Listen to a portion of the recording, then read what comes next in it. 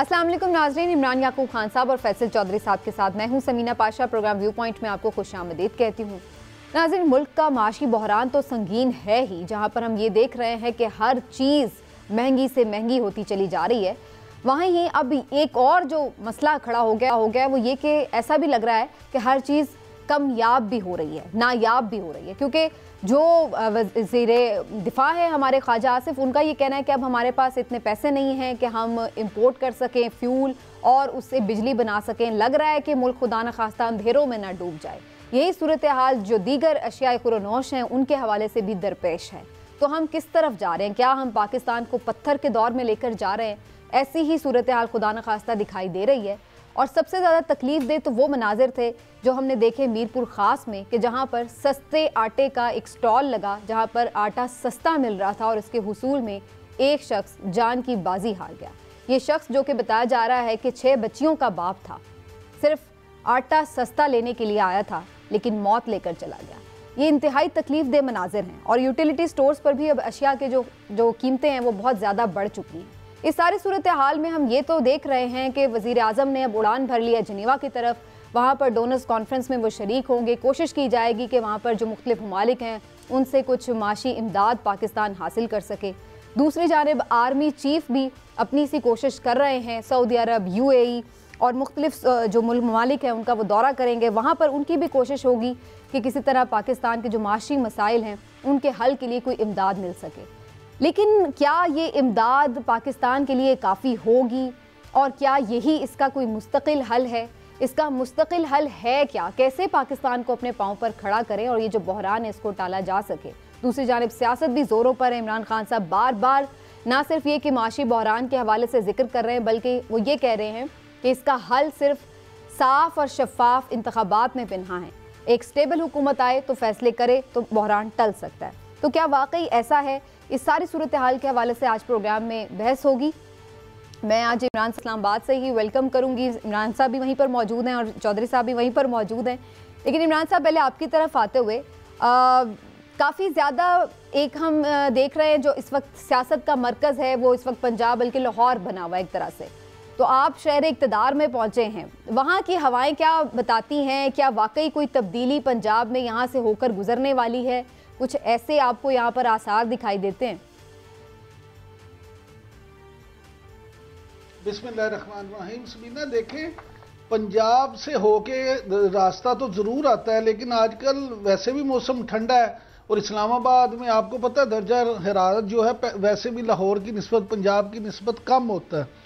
तो यहाँ आज भी छुट्टी का माहौल है, ठंड है। यहाँ पे देखिए, जब वज़ीर आज़म भी लाहौर में है, दूसरे सियासी लोग भी लाहौर में हैं, तो इस्लामाबाद आमतौर पे छुट्टी वाले दिन वैसे भी ठंडा हो जाता है। लेकिन जो लोगों की निजी महफिलें हैं, ख़ास तौर पे सहाफ़ियों की और अरबाब इख्तियार की, उन महफिलों में गर्मा गर्मी ज़रूर पाई जाती है। और पंजाब ख़ास तौर पे जो है वो मौजूए बहस है। 2 चीज़ें ही इस वक्त डिस्कस हो रही हैं। एक, पंजाब में हुकूमत की तब्दीली होगी या नहीं, और दूसरा, पाकिस्तान खुदा ना हंसता कहीं डिफ़ॉल्ट तो नहीं कर जाएगा। तो ये दोनों ही आज हमारे मौजू हैं। इस्लामाबाद जो है इस वक्त अगर आप किसी से के पास चले जाएं, किसी से मिलें, तो बतौर साफ़ी, क्योंकि ये समझा जाता है कि शायद हमें मुआशरे के दूसरे लोगों की निस्बत कुछ ज़्यादा पता है, तो वो पहला सवाल यही करते हैं कि क्या बनेगा, मुल्क डिफ़ॉल्ट तो नहीं करेगा, ये महंगाई कहाँ जाके रुकेगी। और दूसरा सवाल ये कि पंजाब की हुकूमत जो है कायम रहेगी या ख़त्म हो जाएगी, नए इलेक्शन होंगे या टेक्नोक्रेट्स की हुकूमत बनेगी। तो ये सारी चीज़ें जो हैं वही मौजूद बहस हैं। तो आपने क्या वहाँ पे फिर ढूंढा, क्या तलाश किया?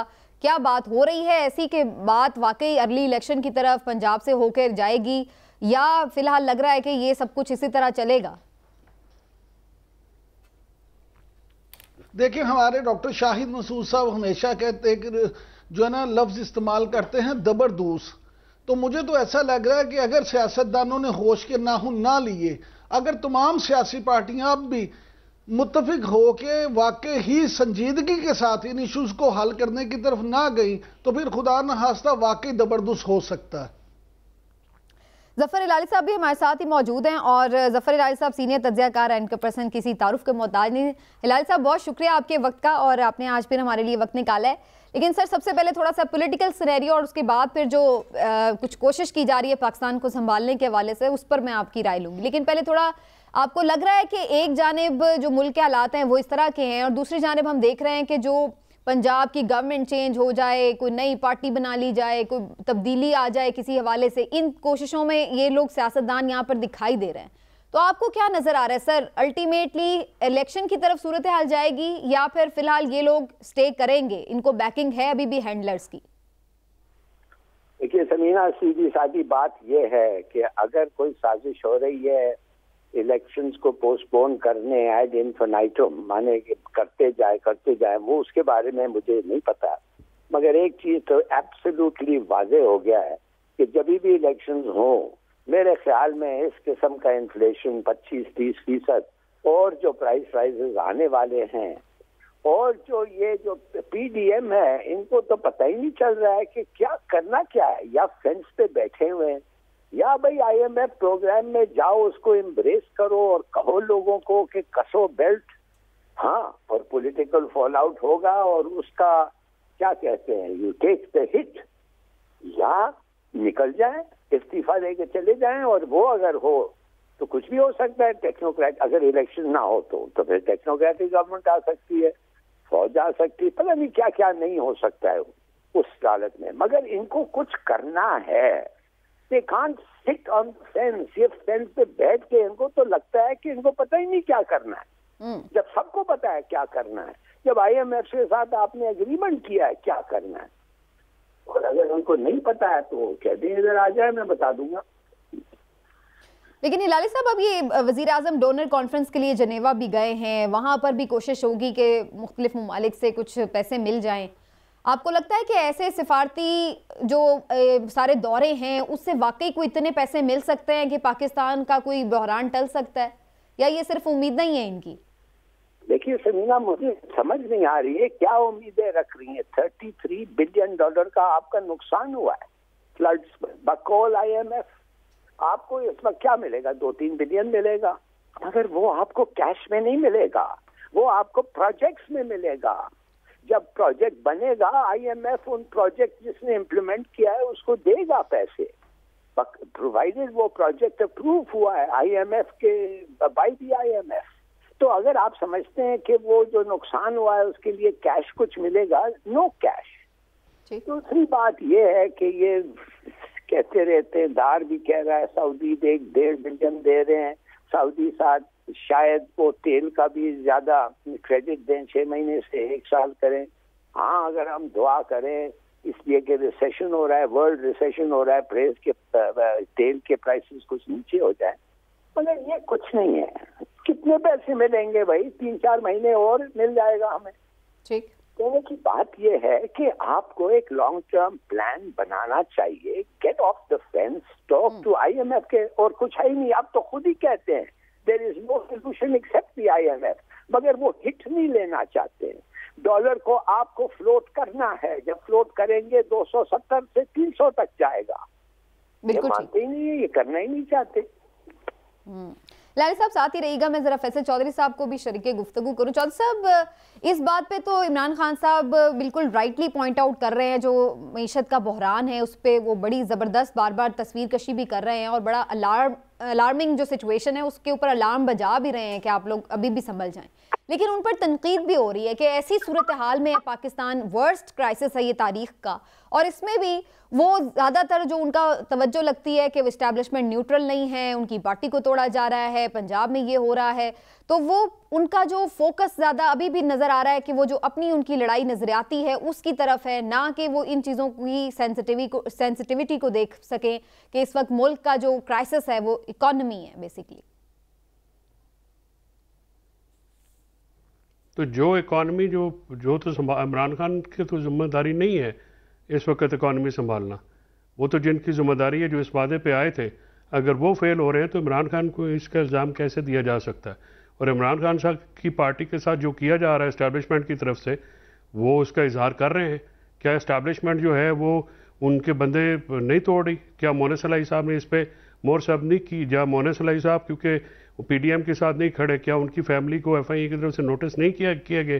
क्या ये सारा जो मामला किया जा रहा है जिस पे अभी तक जो है ना सऊदीया न चीन न किसी तरफ से कोई भी मामला भी सामने नहीं आया है, जब तक आर्मी चीफ वापस आते हैं तो फिर पता चलेगा कि वहाँ से क्या मामला हुआ है। अभी तक तो पाकिस्तान को किसी तरफ से किसी किस्म की फाइनेंशियल एश्योरेंस नहीं मिल रही और एक ही रास्ता है आईएमएफ, और आईएमएफ का रास्ता बहुत कठिन है, बहुत उसकी फॉल आउट है, उसकी बहुत इन्फ्लेशन जो है उसकी वो कॉस्ट है। और ये 4 महीनों में 15 फरवरी तक, मैं आपको आज डेट्स दे रहा हूँ, 15 फरवरी तक इमरान खान साहब को जो है डिस्क्वालीफाई करने की कोशिश की जा रही है और 15 जनवरी तक पंजाब हुकूमत को चेंज होने की एक भरपूर कोशिश की जाएगी दोबारा।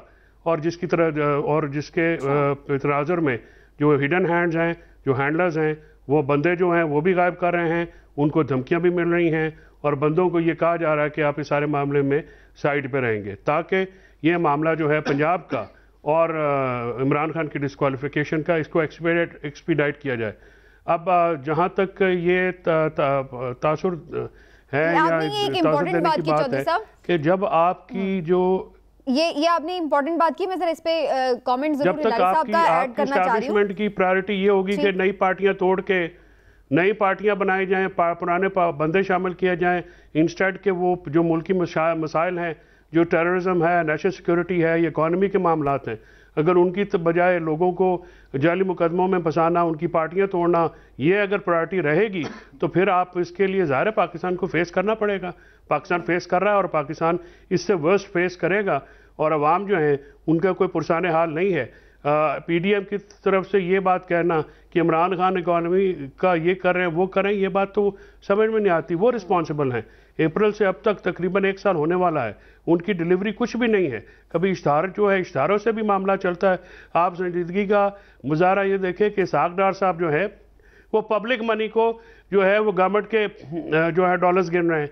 ये इस तरह से बेवकूफ़ बनाते हैं जैसे ये 90s की कोई दहाई हो।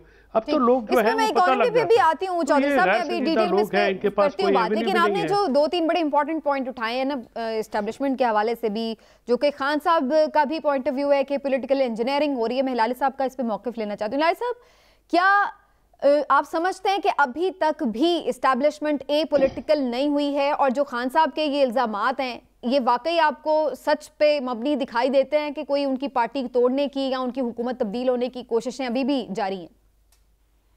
देखिए समीना, सीधी सादी बात है, पाकिस्तानी अवाम के अलावा कोई नहीं चाहता कि वो इमरान खान फिर इलेक्ट हो। पाकिस्तानी अवाम जरूर चाहती है मगर और कोई नहीं, और हर किस्म की साजिश होगी इस बात को पूरा करने। मुझे देखिए, आपको याद होगा कि हमारे जो एडिट है और हमारा जो उस वक्त का जो होता था भुट्टो, जब लड़ गया अमेरिकनों के साथ, उसका भी यही नतीजा आया ना, उसको भी he became person on grata, मगर वो इतना नहीं जितना ये। इनका तो एब्सोल्युटली वो क्या कहते हैं क्लियर है कि nobody except the people wants him to be in power. और मेरे ख्याल में अफसोस से कहना पड़ता है कि जैसे रिपीटेडली हमारे तारीख में अवाम का फैसला कोई नहीं अच्छा लगता था और अवाम का फैसला पूरा नहीं होता था, इस वक्त भी यही हो रहा है मेरे ख्याल में। ठीक, इमरान साहब आपकी इस पे क्या टेक है? इमरान खान साहब कंटिन्यूसली ये इल्ज़ाम लगा रहे हैं एस्टेब्लिशमेंट पर कि उनकी तवज्जो जो है वो इस काम में लगी हुई है। चौधरी साहब ने भी अभी कहा कि जो प्रायोरिटीज़ हैं वो सेट ही नहीं है इनकी, तो इसी वजह से मुल्क का ये हाल हो रहा है और उधर पीटीआई इंतकामी कार्रवाइयों का निशाना बन रही है। आप इस बात से इत्तेफाक करते हैं? देखिए समीना, मैं इस बात से इस तरह पूरी तरह से इत्तेफाक नहीं करता कि पीटीआई को इंतकामी कार्रवाइयों का निशाना बनाया जा रहा है। देखें, इल्ज़ाम लगाना बड़ा आसान होता है कि जी इस्टेब्लिशमेंट ये कर रही है, हमारी पार्टी तोड़ रही है, हम ये नहीं कर रहे, वो नहीं कर रहे। ये सारी चीज़ें अगर आप देखें ना, ज़रूर ये होती है। माजी में भी आपको भी इस्टेब्लिशमेंट की रही है, आप तो खुद बड़े नारे लगाते थे एक पेज पे होने के, उसके बाद आपका गिला भी यही है कि आपके सर से हाथ क्यों उठा लिया गया। बात यह है कि हमारे सियासतदान खुद ऐसा माहौल पैदा करते हैं। जहाँ तक मौजूदा इस्टेब्लिशमेंट की बात है तो मैं ये समझता हूँ कि अगर वो 100% एपॉलिटिकल नहीं भी तो काफ़ी हद तक वो एपॉलिटिकल ज़रूर हैं। इस वक्त सियासत में उस तरह से उनकी इन्वॉल्वमेंट नहीं है जिस तरह के माजी में थी। बाकी जो बात रह गई नई पार्टी की और पंजाब में उसकी, तो मैं उसमें आपको एक खबर दे दूं, ये ब्रेकिंग न्यूज ये है कि आज इस वक्त जब मैं आपके साथ बात कर रहा हूं इस प्रोग्राम में, चौधरी सरवर साहब जो साबिक गवर्नर पंजाब हैं, जो मुस्लिम लीग नून और पीटीआई दोनों के दौर में गवर्नर पंजाब रह चुके हैं, वो इस्लामाबाद में ना सिर्फ मौजूद हैं बल्कि वो जो बात हो रही है नई सियासी सेटअप की और नई चीजों की, उस पर उनकी बड़ी अहम मीटिंगें, बहुत अहम मीटिंगें हो रही हैं। लिहाजा जो खिचड़ी है वो शहर इक़्तिदार में जरूर पक रही है। ठीक, तो ये सारा नेचुरल आपको प्रोसेस लग रहा है कि उन लोगों का इकट्ठे होना या मीटिंग्स होना, या फिर आपको लगता है कि कोई पीछे से है जो रो रहे हैं? देखें समीना, बड़ा अच्छा आपने सवाल किया। जरूर चीजें मैनूवर भी होती हैं, लेकिन वो कहते हैं दोस्त का दोस्त दोस्त होता है, दोस्त का दुश्मन आपका दुश्मन होता है। ये जो सारी चीजें, जब अगर इमरान खान साहब से लोग नाला हैं, चौधरी सरवर साहब नाराज हैं कि उनको इस तरह से गवर्नर के ओहदे से क्यों निकाला, जहांगीर तरीन साहब नाराज हैं कि उनकी वफादारी का ये सिला दिया गया, अलीम खान साहब नाराज हैं कि उनके साथ वादा करके उनको मुबारक दे के मिठाई खिला के अचानक पता चला कि उन्हें वजीर आला नहीं बनाया जा रहा, और इस तरह की सारी चीजें, फिर उन पर नैब के मुकदमे और ये। तो जब वो एक बंदे के खिलाफ होंगे तो वो इकट्ठे होंगे, फिर कोशिश तो करेंगे। तो मुझे ये लगता है कि कहीं पे ये जरूर मैनेज हो रहा है कि जो उनके मुखालिफ दरे हैं उनको इकट्ठा कर दिया जाए, और जनूबी पंजाब महाज खास तौर पे जो इमरान खान साहब बार बार जनूबी पंजाब की बात करते हैं, तो जनूबी पंजाब महाज के जो लोग थे वो भी इनसे मिल जाएंगे, क्योंकि जहांगीर तरीन साहब का वहां पे जनूबी पंजाब में एक अच्छा खासा असर रसूख है। ठीक, तो चौधरी साहब आपको क्या लगता है कि ये अगर कोई सब इकट्ठे हो जाएं तो क्या वाकई पीटीआई के लिए कोई नुकसान है कि लोग टूटकर एक नया ग्रुप बन जाए, नई कोई पीटीआई बन जाए? नहीं, नुकसान तो खैर क्या होना है, ज़ाहिर अगर इलेक्शन होने हैं तो पीटीआई तो इलेक्शन में तो बहुत तगड़ी होगी, लेकिन ज़ाहिर एक एफर्ट्स तो है बड़ी। आपने कहा ये नेचुरल है, नेचुरल कहाँ से है? बीएपी के सारे लोग जो है पीपल्स पार्टी में दबड़दूस करके शामिल कराए जा रहे हैं, इधर जो है नई पार्टी बनाई जा रही है। और मैंने कल भी आपको ये कहा और मैं आज दोबारा रिपीट करता हूँ, यहाँ पे नवाज शरीफ साहब और उनकी बेटी इमरान खान और वो सियासतदान जिनके साथ कुछ लोग हैं, उनका इस सिस्टम में बिल्कुल दाखिला ममनू करार दे दिया गया है।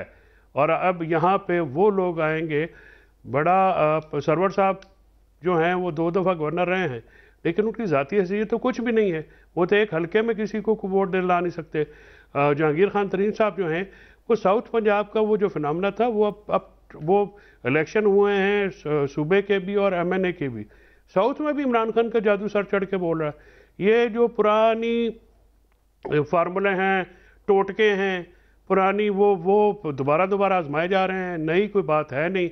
इमरान खान साहब का जो तोड़ है पॉलिटिकली वो इनसे निकल नहीं रहा, लिहाजा जो है वो तरह तरह के तजर्बे किए जा रहे हैं।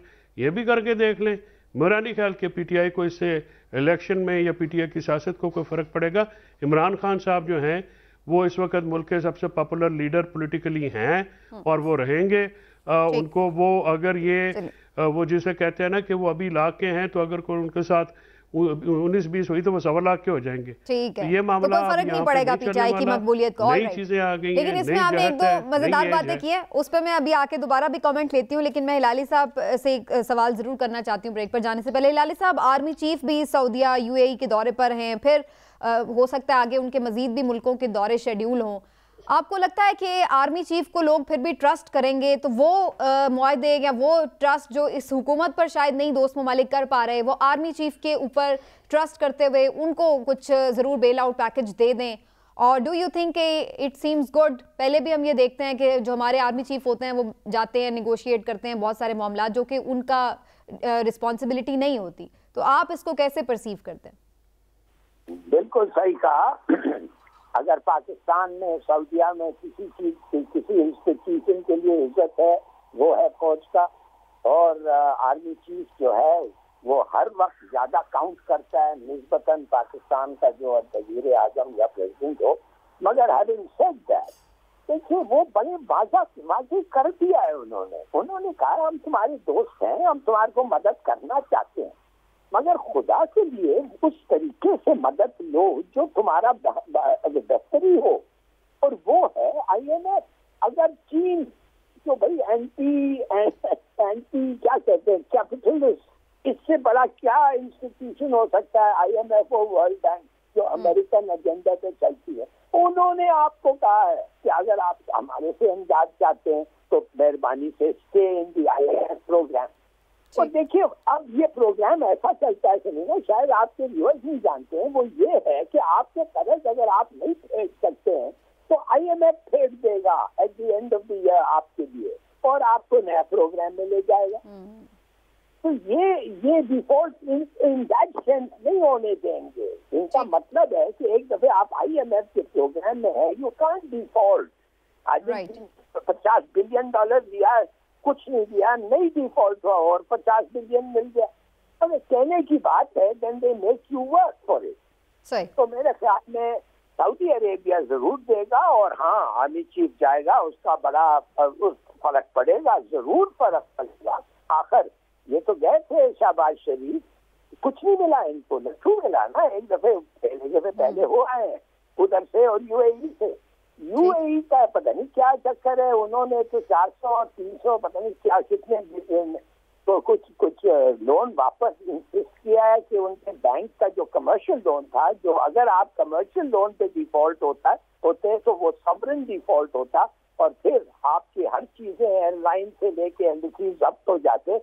उन्होंने इंसिस्ट किया कि वो पेमेंट किया जाए, इसलिए कि वो थकते हैं, कहते हैं हम थकते हैं तुम्हें देते सही, बिल्कुल अब सही। वापस करो पैसे, तो हमने वापस किया 1.2। उसका नतीजा ये हो गया कि आज 25-26 दिन का इम्पोर्ट रह गया। बिल्कुल ठीक, और हमारे रिजर्व्स गिरे। बिल्कुल ठीक। हिलाल साहब, thank you so much for your time, आपने वक्त दिया, बहुत शुक्रिया। एक छोटा सा ब्रेक लेते हैं, वापस आते हैं, ब्रेक के बाद फर्दर डिस्कशन को आगे बढ़ाएंगे और हमारी कोशिश होगी कि इकॉनमी पे ज़्यादा फोकस कर सकें और इकोनॉमिस्ट भी हमारे साथ हों ताकि इसके हवाले से जो उनका एक एक्सपर्टीज़ वाला तज्ज़िया है वो भी हम शामिल कर सकें। वापस आते ब्रेक के बाद।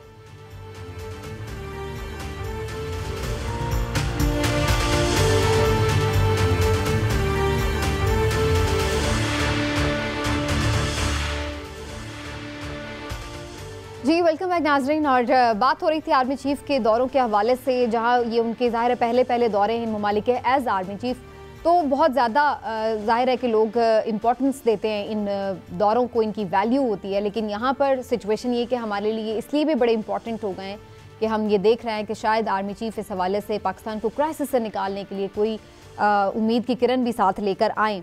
लेकिन इसकी वजह क्या है? क्यों हमारे पॉलिटिकल लीडर्स वो ट्रस्ट नहीं दे पाते हैं दोस्त ममालिक को, दूसरे इदारों को, जो हमारे आर्मी चीफ्स दे देते हैं? चौधरी साहब और इमरान साहब की इस पर राय में जानती हूँ। चौधरी साहब, क्या इसकी एक वजह ये नहीं है कि आर्मी चीफ यूजुअली जो तैनात होते हैं वो हम देखते हैं वो अपनी टर्म पूरी करते हैं, बल्कि बाज़-औक़ात उनको और एक्स्ट्रा टर्म भी मिल जाती है, जबकि हमारे वज़राए आज़म बेचारे तो कभी टर्म पूरी नहीं करते, उनका तो कोई पता ही नहीं होता कि उन्होंने कल होना है या नहीं होना। तो ये एक आपको लगता है कि ये भी एक वजह हो सकती है कि वो लोग जो है आर्मी चीफ को ज़्यादा पावरफुल समझते हैं? Samina, power talks to power, यही असूल है। और पता है लोगों को, इंटरनेशनल वर्ल्ड को, पाकिस्तान में फैसले कहाँ पे होते हैं, कौन सा इदारा जो है वो सारे मामला चलाता है। और एक कहने को तो पार्लियामेंट भी है, सियासी जमातें भी हैं, लेकिन फैसले क्योंकि वहीं पे लिए जाते हैं और स्ट्रेटेजिक इंटरेस्ट हैं वेस्ट के भी, और वेस्ट के जो इंटरेस्ट हैं ख़ासकर अमेरिका है या मिडल ईस्ट है, उनके मामला जो हैं वो अफ़गानिस्तान या इस बॉर्डर्स या इन सारे मामला से जुड़े हुए हैं। तो वहाँ पे वो पाकिस्तान की फ़ौज और पाकिस्तान आर्मी चीफ को हमेशा से मुकद्दम जानते हैं और इसीलिए वो उनसे बात करते हैं। और उनको भी ये भी पता है कि जो पाकिस्तान की जो सियासी जमातें हैं, पाकिस्तान की पार्लियामेंट जो है वो एक कमज़ोर फुटिंग पे होती है हमेशा, कोई भी जमात हो, और वो जो है उस तरह से इफ़ेक्टिवली फ़ैसले भी नहीं कर सकते और इफ़ेक्टिवली जो है वो अपने कमिटमेंट्स को डिलीवर भी नहीं कर सकते, जैसा कि पाकिस्तान की फ़ौज करती है। और पाकिस्तान की फ़ौज का क्योंकि सरबराह होते हैं और फेस होता है पाकिस्तान आर्मी के चीफ, वही इनसे बात करते हैं। ये एक स्ट्रेटिजिकली और इंटरनेशनल पॉलिटिक्स की और इंटरनेशनल इस्टेब्लिशमेंट की जो रिक्वायरमेंट्स हैं उनके तहत जो है ये बात होती है। और ये बात बिल्कुल सही है कि पाकिस्तान के आर्मी चीफ, पाकिस्तान की फ़ौज, पाकिस्तान की सियासी सरबराहान और जमातों से ज़्यादा मुकद्दम समझे भी जाते हैं और उनको ट्रीट भी किया जाता है उसी तरीके से। ठीक, इमरान साहब, इसहाक डार साहब की IMF से मुलाकात मुतवक्के है, लेकिन इससे पहले कि मैं आपसे ये पूछूं कि इस मुलाकात से क्या निकलेगा, जो रिसेंटली हमने देखा कि IMF के बारे में जो इसहाक डार साहब का रिस्पांस था वो बड़ा हार्श था और उन्होंने कहा कि हमें नहीं ज़रूरत उनके घुटने पकड़ने की, नहीं देते पैसे तो ना दें, और इस टाइप के। इसहाक डार साहब के परफॉर्म ना करने की वजह क्या है? और उन्हें तो बड़ा IMF एक्सपर्ट समझा जाता था, वो जब आए थे तो कह रहे थे कि मुझे पता है कैसे बात करनी IMF से, ये वो सारी बातें क्या हुई, क्यों इस हाल तक पाकिस्तान पहुंच गया और क्यों नहीं वो संभाल सके? मेरा ख्याल है समीना के, देखे कोई प्लेयर होता है ना, जब वो मैच से बाहर चला जाए तो फिर टीम से बाहर जाता है तो आउट ऑफ प्रैक्टिस हो जाता है। मुझे लगता है डार साहब भी अब आउट ऑफ प्रैक्टिस थे, लेकिन जब अचानक से दोबारा टीम में आ गए, उनकी ख्वाहिश तो बड़ी थी कि दोबारा टीम में आए, लेकिन जब वो आ गए हैं टीम में वापस तो आउट ऑफ प्रैक्टिस ही नजर आते हैं। भले डार साहब जितने भी काबिल हों, जितने भी उन्हें अपने काम पे अबूर हो, जो भी चीजें हों, लेकिन कुछ लोगों का ख्याल ये है कि डार साहब एक अकाउंट्स के आदमी हैं, वो इकोनॉमिक्स के आदमी नहीं हैं। और किसी भी दुनिया में जो मईशत होती है उसको ठीक करने के लिए बुनियादी तौर पे जो इकोनॉमिस्ट होते हैं उनका काम होता है ये इस काम को सही करना। अब डार साहब जो हैं वो देखें अपने उसी जोम में, या उन्होंने जिसमें बढ़ के तो लगा दी कि ना करें, हम पाँव नहीं पकड़ेंगे, हम ये नहीं करेंगे, लेकिन नतीजा ये है कि मुल्क, इसमें कोई शक नहीं कि इस वक्त तारीखी महंगाई जो है वो इस वक्त है। ये अब अलग बहस है कि इसमें सूबाई हुकूमतों का क्या किरदार है और वफाकी हुकूमत का क्या किरदार है, लेकिन जब डॉलर महंगा होगा तो उसका जुमा तो सारा सरासर वफाकी हुकूमत पे आएगा। जब स्टेट बैंक की पॉलिसीज खराब होंगी तो उसका जुमा सरासर वजीर खजाना और वफाकी हुकूमत पे आएगा। जब आपकी चीजें इंपोर्ट एक्सपोर्ट का मामला होगा, जब LCs नहीं खुलेंगी तो वो सारा मामला वजीर खजाना और वफाकी हुकूमत पे आएगा। आप जो मर्जी कर लें, डार साहब या कोई भी वजीर खजाना अपने आप को उससे बरी जुमा नहीं करार दे सकता। डार साहब समहाउ शायद इतनी बुरी जो हालत है मईशत की कि उसमें शायद कोई भी हो तो कुछ ना कर सके, लेकिन फिर उसे उतने बड़े नारे भी नहीं लगाने चाहिए। डार साहब शायद अपने उस मामले में इसलिए भी ज्यादा इस वक्त उन पर तनकीद हो रही है कि उनका रवैया भी उस तरह से नहीं था। वजीर आजम मियां शहबाज शरीफ ने एक बात की थी जिसपे उन पर तनकीद भी हुई कि बेगर्स आर नॉट चूजर, तो ये बात ठीक है। देखिए आपने उनसे मांगना भी है और उन्हें आंखें भी दिखानी है, तो ये मुमकिन नहीं होता। चलिए ये तो आप फिर कन्विंस हैं डार साहब शायद ना अपनी लय में ठीक हो गया, यानी ये तो आप कन्विंस हो गए। फिर डार साहब जो है वो कोई IMF एक्सपर्ट नहीं थे, लेकिन हमारे पास एक जबरदस्त IMF स्पेशलिस्ट मौजूद हैं, डॉक्टर खाजीब साहब, तो उनको शामिल गुफ्तगू मैं समीना एक जुमला पूछना, एक जुमला आपकी इजाजत से। एक इमरान याकूब साहब, ये शहबाज स्पीड, ये इसहाक डार स्पीड, ये सजा पाकिस्तानी कौम की जल्दी खत्म होनी है कि नहीं होनी? देखिए ये एक वजह ये भी है, अब मैं आपसे जो सब अर्ज करूं, एक वजह ये भी है जो समीना भी पहले सवाल था ना समीना का, कि दूसरे ममालिक क्यों फौजी चीफ पे ज्यादा एतबार करते हैं, आप पे नहीं करते, कि आप गलत हो या सही उनको 5 साल तो करें या हमेशा के लिए गलत साबित हो जाएं। जब आप उनको बार बार मौका नहीं देंगे तो उनको अपनी कमजोरियां छुपाने का बहाना भी मिलेगा, और वो ये भी कहेंगे कि जी हम तो इसलिए परफॉर्म नहीं कर सकते कि हमें ये नहीं पता होता हमारी हुकूमत कितने दिन है। चलिए डॉक्टर खाकान नजीब साहब हमारे साथ मौजूद हैं, उनसे जानते हैं कि मौजूदा जो इकोनॉमी का क्राइसिस है कितना लंबा चलेगा। डॉक्टर साहब बहुत शुक्रिया आपके वक्त का।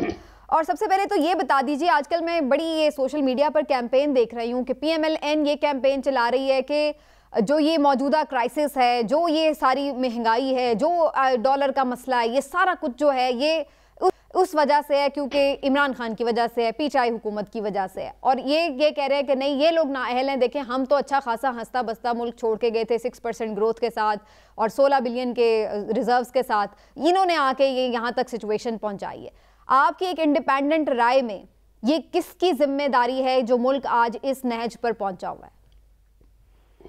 Thank you for having me on GNN। लेकिन इसको हमें समझना है कि सिचुएशन जो थी, जो कॉन्स्टलेशन है दुनिया की, वो इतनी पिछले 12 महीने में मैं ऐसे आपके सामने रखता हूं कि इतनी मुश्किल हो गई थी कि उसको एक बड़ा चैलेंजिंग रिस्पॉन्स चाहिए था। हम आज इसलिए यहाँ खड़े हैं कि हम पहले तो उस कॉन्स्टलेशन को समझे नहीं है। वो क्या थी?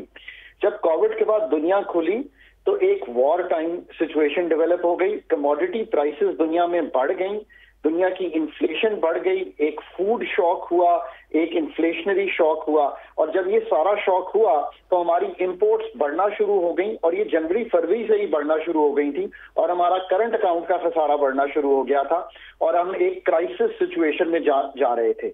आप ये सोचिए कि 80 अरब डॉलर पिछले मालियाती साल में पाकिस्तान ने इंपोर्ट की, आपकी एक्सपोर्ट और रेमिटेंस मिला के भी 60-62 अरब डॉलर थी, तो आपका तकरीबन 17.5 अरब डॉलर का करंट अकाउंट का खसारा था, जो पैसे आपने डालने थे। लाजिमो मलजूम आपके जो रिजर्व्स थे उन पे प्रेशर आना शुरू हुआ। ये रिजर्व्स आज खड़े हुए हैं 5 अरब डॉलर से नीचे। ये 28 दिसंबर 2021 को खड़े हुए थे 18 अरब डॉलर पे। सो जब ये सिचुएशन खराब होना शुरू हुई मुल्क में, साथ ही एक पॉलिटिकल इंस्टेबिलिटी हुई, जिसमें हमने आईएमएफ के प्रोग्राम को डिले करना शुरू कर दिया। यानी कि फरवरी मार्च से आईएमएफ से हम डिसएंगेज होना शुरू हुए, और वापस आते आते एंड ऑफ अगस्त हो गया। एग्जैक्टली 29 अगस्त को जाके वो प्रोग्राम रिवाइव हुआ। यहाँ पे ब्लीडिंग हो रही थी हमारी एक्सटर्नल की, डॉलर्स की, और दूसरी तरफ इनफ्लोज कम होना शुरू हुए आईएमएफ में ना जाने की वजह से। अब ये सिलसिला जारी है। आज भी 3 नवंबर को हमने नवा रिव्यू करना था, यानी कि उसके रिव्यूज होते हैं क्वार्टरली। आज हम खड़े हैं आपके साथ 8 जनवरी को बात कर रहे हैं, वो रिव्यू आज भी डिले है। याद रखिए कि कोई भी मईशत जब एक्सटर्नल यानी कि माली जो खसारा है उसका बढ़ता है और उसके पास डॉलर्स कम हो जाते हैं, तो अगर वो श्रीलंका ना बनना चाहे, घाना ना बनना चाहे, तो उसके पास कोई सूरत नहीं होती। इंटरनेशनल एक आर्किटेक्चर है, आप एक ट्रेडिंग करते हैं, आप एक इंटरनेशनल आर्किटेक्चर का पार्ट हैं। प्लीज ये जो लोग समझते नहीं है, बहुत कम लोग आईएमएफ को पाकिस्तान में समझते हैं। मैं इसलिए ये क्लेम करता हूं क्योंकि पाकिस्तान का एक ही प्रोग्राम कंप्लीट हुआ है। डार साहब वजीर खजाना थे, मैंने वो प्रोग्राम एंकर किया है 2016 का। जब 19 का साइन नहीं हो रहा था तब भी मैंने हुकूमत की पीटीआई की मदद की, तब भी वो साइन किया एज अ प्रोफेशनल। जी, मैंने तो पहले ही कहा है कि आप स्पेशलिस्ट आईएमएफ के, लेकिन ये फरमा दीजिए डॉक्टर साहब कि ये जो अब हम देख रहे हैं सिचुएशन के इतनी ज़्यादा क्राइसिस में है, आईएमएफ भी नाराज़ दिखाई दे रहा है, और आपने जैसे राइटली कहा कि रिव्यू नहीं हो सका अभी तक भी। अब एमडी साहब की, जो आईएमएफ की एमडी है, उनसे बात हुई है वज़ीर आज़म शहबाज शरीफ की, अगरचे उसमें भी थोड़ा सा है कि कॉल इन्होंने करवाई है, ये कहना है एक खबर के मुताबिक, या चले जैसे भी, बहरहाल बात हो गई, तो उससे अल्टीमेटली अब आपको क्या नज़र आ रहा है कि कुछ उम्मीद की किरण जागी है कि आईएमएफ हमारे ऊपर कुछ रहम खाएगा और कुछ मामला बेहतर हो सकते हैं अभी भी? तो ये आपका बहुत ही इंपॉर्टेंट सवाल है। पाकिस्तान की मुश्किलात में कई गुना इजाफा अगर ना हो तो हमें आईएमएफ में जाना है। आईएमएफ इसके दरमियान खड़ा है कि हमारी सिचुएशन जो है वो ब्लो अप ना कर जाए और हम आईएमएफ में चले जाएं। पहली तो ये बात। दूसरी, मैं इस सवाल का जवाब देने से पहले हम हमेशा, हर कोई कहता है आईएमएफ ये कंडीशनैलिटीज लगा रहा है। I am the only person in Pakistan who says कि ये बात बिल्कुल कलीदी तौर पे गलत है। अब आप पूछेंगे क्यों मैं ये कहता हूं। आईएमएफ अब आज आपको ये गुजारिश कर रहा है कि अपनी गैस की कीमत 1000 पर MMBTU कर दे। मुझे ये बताइए कि क्या इसका तायुन आईएमएफ ने किया है? क्या इसका तायुन किसी इंटरनेशनल अदारे ने किया है? Absolutely not. इसका तायुन ओगरा ने किया है। ओगरा ने आपके हालात देखते हुए, आपके लाइन लॉसेस देखते हुए, आपकी इनएफिशिएंसीज देखते हुए, आपकी कीमतें खरीद देखते हुए आज ये कहा है कि गैस की कीमत 1000 पर MMBTU कर दें। आप किस भाव बेच रहे हैं? 650 पर MMBTU। नतीजा क्या है?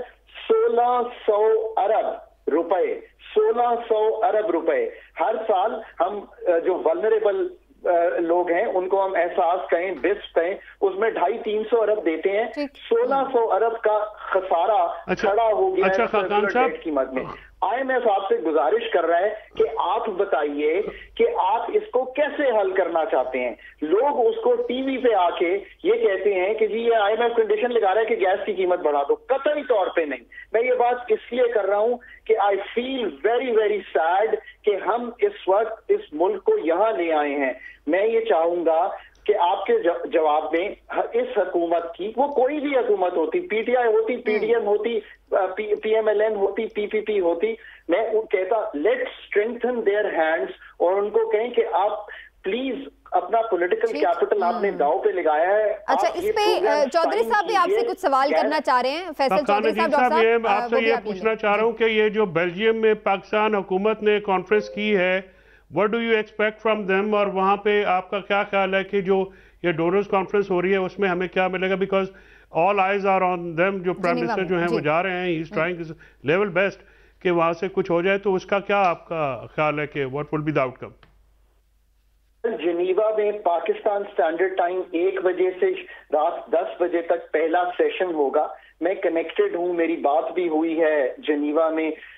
हम तो कोशिश कर रहे हैं कि पाकिस्तान का केस प्लीड हो। पाकिस्तान ये लेके जाएगा कि मेरा 16 अरब dollar over the next many years, याद रखिए कि ये जो 16 अरब डॉलर का इंफ्रास्ट्रक्चर बिल्ड होना है ये कई सालों पे मुहित होगा। सो पाकिस्तान ये चीज लेके जाएगा कि ये हमने इंफ्रास्ट्रक्चर बिल्ड करना है। मैं इससे जो अभी तक वाइब्स ली हैं मैंने अपनी कॉन्वर्सेशन में कि जो आपकी मल्टीलैटरल और डेवलपमेंट पार्टनर्स हैं वो आपको इसमें कोई पर ईयर 2 से 3 या 4 अरब डॉलर जो हैं वो देने की शायद पोजीशन में आ जाएंगे, और इससे यही उम्मीद रखनी चाहिए कि वो आपके इंफ्रास्ट्रक्चर बिल्डिंग में मदद कर सकें। पर इससे ज्यादा जरूरी एक चीज जो है, जो और मैंने तब भी जब मेरी जनीवा पार्टनर से बात हुई है तब मैंने यही कहा उनको कि आप IMF को भी टेबल पर लाएं। तो जरूरी बात यह है कि जो PM की कॉल हुई है और जो हमारी एंगेजमेंट है उसमें अब जो IMF की टीम के सरबराह हैं और शायद टीम के जो मेंबर्स हैं, जो कलीदी हैं, वो भी ऑन द साइड लाइन्स हमारी अथॉरिटी से बात करेंगे। मैं ज्यादा कंसर्न्ड हूं कि क्या वो बात आगे बढ़ पाएगी कि नहीं। क्या वो हम गैस के निर्ख, बिजली के निर्ख, कुछ टैक्सेस, कुछ रुपए की कदर की एडजस्टमेंट कर पाएंगे कि नहीं, हमें वो करना है। साथ साथ आपके सवाल में मेरा ख्याल है कि 2 से 5 अरब डॉलर सोचना चाहिए हमें कि पर ईयर हम सिक्योर कर सकें both in grants and project monies, जिससे इंफ्रास्ट्रक्चर चाहे वो rail, road, agriculture, water courses जो भी बिल्ड होना है उसमें मदद मिल सके। ठीक, डॉक्टर साहब बहुत बहुत शुक्रिया आपका, thank you so much for your time. और जनाब क्या समझते हैं कि IMF के साथ अब जो इसहाक डार साहब के मुज़ाकरात होने जा रहे हैं उसमें कोई इसहाक डार साहब उनको मना पाएंगे या नहीं? देखिए, दोनों अतराफ से मेरा ख्याल है कि क्लैरिटी है कि मूव फॉरवर्ड कैसे करना है। अब कुछ लीवे हमने दिखाना है जिसमें एक छोटा सा मेरा ख्याल है हमें बजटरी पास करना पड़ेगा, कुछ हमें चीजें करनी पड़ेंगी। फ्लड लेवी है, कुछ कमर्शियल बैंक्स पे टैक्सेस हैं, कुछ जैसे मैंने कहा बिजली और इनकी चीजों की तब्दीली है। कुछ IMF से जो रिक्वेस्ट की गई है कि कुछ थोड़ा सा आप इसको स्टैगर कर दें। मेरा मतलब यह है कि फौरी तौर पे ये सब कुछ लागू ना हो, ये अगले 3 माह 6 माह में लागू हो। प्रॉब्लम यहाँ आ रहा है कि जून में फंड का प्रोग्राम खत्म भी हो जाना है। सो आई एम होपिंग कि देयर शुड बी मूवमेंट। मेरा तो कुछ हमें करना पड़ेगा ताकि IMF को ये नजर आए कि हम कुछ स्टेप्स ले रहे हैं, तो फिर ही वो बातचीत को आगे बढ़ाएगा। बहुत शुक्रिया आपका डॉक्टर खाकान नजीब साहब, आपने वक्त दिया। इमरान साहब, ये जो बातें अभी कह रहे थे डॉक्टर साहब कि कुछ हमें करना पड़ेगा, लेकिन एक ऐसी हुकूमत जो पहले ही मुश्किल फैसले लेने से घबरा रही है, आपके ख्याल से अब IMF को राजी करने के लिए महंगाई के मजीद जो बम हैं वो अवाम पर चलाने के लिए तैयार हो जाएगी ये मौजूदा हुकूमत? देखिए समीना, मैं डॉक्टर साहब से यही पूछने वाला था कि डॉक्टर साहब ने जो बातें की है ना, कुछ वो आवाम के लिए बहुत कुछ हो जाएगा। जब आपने थोड़ी सी गैस महंगी कर दी, थोड़ी सी बिजली महंगी कर दी, थोड़ी सी और चीज महंगी कर दी, तो मुझे आप ये बताएं कि बिजली गैस तो पहले ही, खासतौर पे बिजली और पेट्रोल तो लोग पहले ही बड़े तंग हैं उनकी कीमत से। और फिर जब वजीर दिफा आपके ये भी कहते नजर आए कि हमारे पास तो पैसे नहीं हो सकता, पूरे मुल्क में ब्लैक आउट हो जाए, तो इस सारी सिचुएशन में क्या एक गरीब आदमी, एक आम पाकिस्तानी, एक मिडिल क्लास से ताल्लुक रखने वाला पाकिस्तानी अपने मामलात कैसे चलाएगा? वो अपने घर का खर्चा कैसे पूरा करेगा? अपने बच्चों की फीस कैसे देगा? देखें, नहीं तो ये हुकूमत करेगी ये सब कुछ, क्योंकि अदरवाइज देखिए ना इमरान साहब, एक जवान आपकी बात ठीक होगी ना इमरान साहब, लेकिन मेरा सवाल तो ये है कि ये देखे ना, एक जवान बच्चा इसलिए बेचारा अपनी जान दे दे कि उसे सस्ता आटा नहीं मिल रहा। 1600 के करीब नौकरियों कांस्टेबल की, और 32,000 से ज्यादा लोग स्टेडियम में इस तरह जमा हो जाए। 32,000 5 लाख दरखास्त आई। नहीं 32,000 तो जो रिटर्न टेस्ट देने आए थे। और उसमें मास्टर्स भी थे चॉइस साहब, उसमें 5 लाख दरखास्तें आपकी। जी मैं यही कह रहा हूँ कि 5 लाख चॉइस साहब 5 लाख दरखास्तें थी और उसमें जो 32,000 टेस्ट वाले उनमें PhD सर, लेकिन मेरा सवाल वहीं पे खड़ा है कि अगर ये IMF सूरत इतनी खराब हो जाए, ये सूरत हाल खराब तो है, लेकिन ये सूरत हाल मजीद खराब करनी पड़ेगी ना IMF को मनाने के लिए। मैं यही तो बुनियादी सवाल कर रही हूँ कि ये हुकूमत क्या मजीद अब महंगाई करेगी? उसके अलावा चारा कोई नहीं, ताकि मुल्क को डिफॉल्ट से बचाया जाए ना अदरवाइज। अच्छा चौधरी साहब, आपको लगता है कि ये इस तरफ जाएंगे? अदरवाइज तो फिर जी आप दोनों बता दें। उसके अलावा समीना नहीं करेंगे तो IMF का आपका प्रोग्राम रिवाइव नहीं करेगा, और अगर प्रोग्राम में IMF का रिवाइव नहीं हुआ तो फिर पाकिस्तान को डिफॉल्ट से कोई नहीं रोक सकता। तो यहाँ पे तो इधर तो या तो फिर आप ये करें कि आप सख्त फैसले करें और इसको करें, और या फिर हुकूमत छोड़ें तो ताकि फिर नई गवर्नमेंट आती है वो फिर फैसले करे। IMF पे जाने के अलावा कोई हमारे पास और कोई ऑप्शन ही नहीं। ठीक हो गया। और इमरान साहब, आप भी इसी बात से एग्री करते हैं? ये हुकूमत फिर ये मुश्किल अब फैसला करना पड़ेगा इसको फाइनली, जो इनको भले सूट नहीं करता पॉलिटिकली। देखिए मुझे ये लगता है कि मुश्किल फैसला करना पड़ेगा। और ये जो बात आप इसको अगर सियासी तौर पे जोड़े ना, तो वो जो बात है ना एक ये चल रही कि इस हुकूमत को मजीद टाइम दे दिया जाए, ये कर दिया जाए, तो ये मौजूदा हुकूमत जरूर ऐसी कोशिश करेगी कि किसी तरह से ऐसा मामला हो जाए कि इन मुश्किल फैसलों के बाद अगर इनको थोड़ा सा टाइम मिल जाए, इलेक्शन थोड़े पोस्टपोन हो जाए। अब ये मुमकिन है या नहीं ये अलग एक बहस है। ठीक हो गया, चलिए इस पे फिर अलग बहस बाद में करेंगे। प्रोग्राम का खत्म हो गया, ठीक हो गया। थैंक यू सो मच जी। और प्रोग्राम का वक्त खत्म हो गया। मुश्किल फैसले मजीद करने पड़ेंगे, लेकिन क्या गारंटी है कि इस मुश्किल फैसलों के बाद फिर मजीद मुश्किल फैसले नहीं करने पड़ेंगे? क्योंकि हम तो जब से ये हुकूमत आई यही सोच रहे थे कि अब कर लिए, अब शायद बेहतर हो जाए, अब कर लिए, लेकिन कंटिन्यूसली मुश्किल फैसले हो रहे हैं जो अवाम के लिए बहुत ज़्यादा मुश्किल है। आज के प्रोग्राम का वक्त खत्म हुआ। नाज़रीन, इंशाल्लाह फिर आपसे मुलाकात होगी। अपना ख्याल रखिए। अल्लाह।